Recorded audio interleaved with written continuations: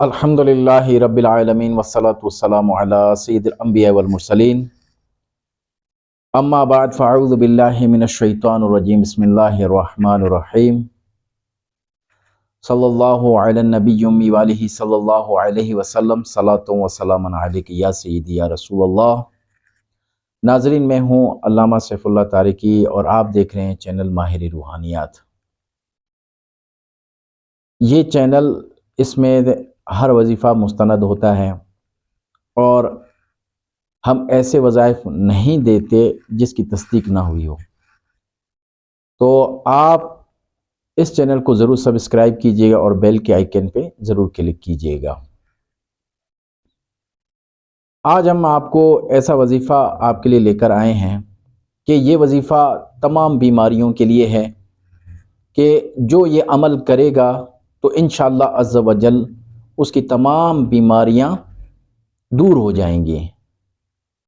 اس پر سرکار صلی اللہ تعالیٰ علیہ وآلہ وسلم کا فرمان عالی شان ہے، اور سرکار صلی اللہ علیہ وسلم نے فرمایا کہ جو یہ عمل کرے گا اس کی جو بھی بیماریاں ہوں گی وہ ختم ہو جائیں گی، گوشت پوست اور ہڈیوں تک جو بیماری ہوگی وہ بھی تمام کی تمام بیماریاں اس کی ختم ہو جائیں گی۔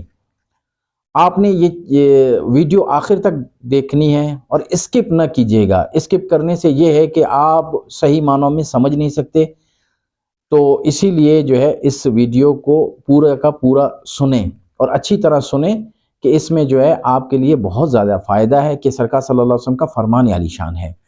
وہ آپ سنیں گے، اس طریقے کے مطابق آپ عمل کریں گے تو انشاءاللہ آپ خود صحت یاب ہوں گے۔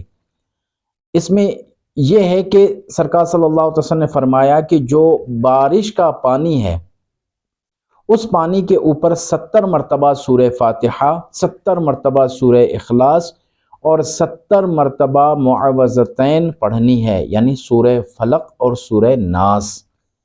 یہ پڑھ کر آپ نے پانی کے اوپر دم کرنا ہے اور وہ پانی آپ نے 7 دن تک مریض کو پلانا ہے۔ بارش جب ابتدا میں جب شروع ہوتی ہے تو اس وقت آپ اس پانی کو نہ بھریں کسی چیز میں، آپ تھوڑی دیر انتظار کریں۔